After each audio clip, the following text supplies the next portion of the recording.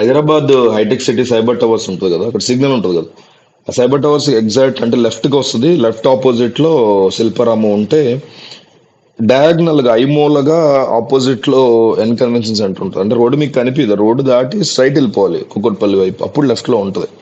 దాని పక్కనే తుమ్ముకుంట లేక్, ఈ ఎన్ కన్వెన్షన్ ఆనుకునే. అయితే ఇక్కడ ప్రధాన అభియోగం ఏంటంటే ఫస్ట్ నుంచి ఎప్పటి నుంచో ఉంది ఇష్యూ యాక్చువల్గా. ఏంటంటే నాగార్జున అండ్ ఆయన పార్ట్నర్స్ కలిసి తుమ్మికుంట లేక్ లో 3.5 ఎకరాలు ఆక్రమించి, అంటే ఆక్రమించడం అంటే ఏం చేస్తారంటే శాండ్ వేసేస్తారు, మొత్తం మట్టి చేసేస్తారు. ఆల్రెడీ లేక్ అనేది కాస్త వాటర్ లేక తగ్గిపోయి ఉంటది కదా, ఆ బెడ్ మీద ఫుల్ వీళ్ళు మట్టి వేసేసి దాన్ని పునాది టైప్ లో సెటప్ చేసేసి దానికి గోడ కట్టారు. అంటే లేక్ కనిపించకుండా గోడ కట్టారు. ఎవరు వన్ కన్వెన్షన్కి వస్తే అవతల లేక్ ఉందని కొత్త వాళ్ళు అయితే తెలియదు, మ్యాప్ లో చూడాలి, వేరే కంట్రీ కూడా అసలు తెలియదు.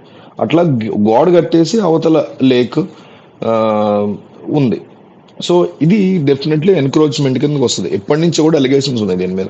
వైఎస్ రాజశేఖర రెడ్డి టైంలో ఇచ్చారు ఈ ల్యాండ్ అని కొంతమంది, లేదు చంద్రబాబు టైంలో ఇచ్చారు, అప్పట్లో చంద్రబాబు సీఎం గా ఉన్నప్పుడు ఇచ్చారని కొంతమంది. ఏదైనా సినిమా వాడు డెఫినెట్లీ కనెక్షన్స్ ఉంటాయి. అప్పటి నుంచో ఏదో ఒక రకంగా తీసుకున్నారు. ల్యాండ్ అయితే ఎప్పటి నుంచో ఉంది చేతిలో, కానీ కట్టడం 2015లో స్టార్ట్ అయింది. అంటే ఖచ్చితంగా అర్థమవుతుంది కదా వెనకాల కేసీఆర్ సపోర్ట్ ఉందని. ఆబ్వియస్లీ కేసీఆర్ పైగా కూల్ చేస్తాం అని ఎన్నో కబుర్లు చెప్పి 2015లో ఆయన కడతంటే కూడా ఏం చేయాలి. రేవంత్ అయినా మనం క్వశ్చన్ చేస్తాం, ఇక్కడ ఎవరు ఏంటనేది కాదు, జస్ట్ చెప్తున్నా. సో అయితే ఈ సిచ్యువేషన్ ఏమైందంటే హైడ్రా అని ఒక సెపరేట్ వింగ్ స్టార్ట్ అయింది ఈ డిమాలిషన్స్ కి సంబంధించి. ఆ వింగ్ ఇక మొత్తం హైదరాబాద్ లో ఉన్నటువంటి అక్రమ నిర్మాణాలు, ఎస్పెషల్లీ లేక్స్ ని ఎవరైతే ఎన్క్రోచ్మెంట్ కబ్జా చేసి, ముఖ్యంగా లేక్స్ ని అసలు ఎన్క్రోచ్మెంట్ చేయకూడదు.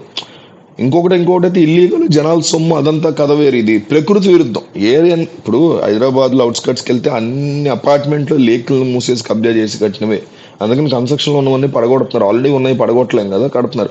అందువల్ల ఏమైందంటే ఏదైనా వరదలు వచ్చినప్పుడు మొత్తం అపార్ట్మెంట్స్ లోకి నీళ్ళు రావడం జరుగుతుంటాయి, చూసే ఉంటారు. ఇవన్నీ అందుకే ప్రకృతిని ఆ పీక నొక్కి దాని మీద మనం బతుకుతున్నట్టు. ప్రకృతి మరి ఇంకో ప్రళయం వచ్చినప్పుడు ప్రకృతి ఎట్లా కాపాడద్దు మనల్ని? సో అందుకని హైడ్రాని వాళ్ళు ఇంప్లిమెంట్ చేస్తారు. Hyderabad disaster management and assets production agency. Hyderabad disaster management and assets protection agency Hyderabad సంబంధించినటువంటి. సో వరుసగా 50 పైగా ఎన్క్రోచ్మెంట్ పడగొట్టుకుంటూ వస్తున్నారు. ఇక ఫైనల్ గా నాగార్జున కూడా పడగొట్టు. నేరుగా రేవంత్ రెడ్డి అసెంబ్లీలో గతంలో టీడీపీ ఎమ్మెల్యేగా ఉన్నప్పుడు తెలంగాణ అసెంబ్లీలో రేవంత్ రెడ్డి మాట్లాడిన సందర్భం, కేసీఆర్ పడగొడతా అన్నారు, పడగొట్టలేదు, పైగా ఆయన కన్స్ట్రక్షన్ కూడా చేస్తారు. And convention centre basic function hall. బాగా డబ్బున్నోడు అందరూ అక్కడ పెళ్లిళ్ళు పేరెంటాలు చేసుకుంటారు. దాని పర్పస్ అది.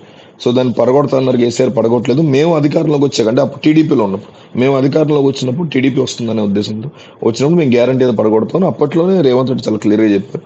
ఈ రోజు పడగొట్టారు. అంటే హైడ్రా చేసే పనులు డెఫినెట్లీ అప్రిషియబుల్, కానీ కాంగ్రెస్ పార్టీకి సంబంధించిన వాళ్ళు ఏమీ చేయట్లేదు అనేటువంటి ఆరోపణలు ఉన్నాయి. సో అధికారంలో ఉన్నారు కాబట్టి వాళ్ళు ఏమీ చేయట్లేదని మనం ఊరికే కన్విన్స్ అయ్యాం. ఆ అధికారంలో ఉన్నారు వాళ్ళు ఎలా చేస్తారు అని మనం ఎదవల్ల మాట్లాడకుండా, వాళ్ళకి చేయట్లేదు అనేది కూడా మనం వేలెత్తి చూపిస్తూ దీని విషయంలో వరకు అప్రిషియేట్ చేయొచ్చు. అయితే ఈ విషయంలో చంద్రబాబు కానీ జగన్ కానీ దీని మీద ఏమైనా రియాక్ట్ అవుతారా, వాళ్ళు ఏమైనా రంగంలో దిగుతారా, నాగార్జునకి సపోర్ట్ గానో లేకపోతే అగెనిస్ట్ గానో ఏమైనా మాట్లాడతారా, ఇవన్నీ కూడా ఒక డిస్కషన్ పాయింట్ గా మారింది. చూడాలి మరి ఏం జరుగుతుందో.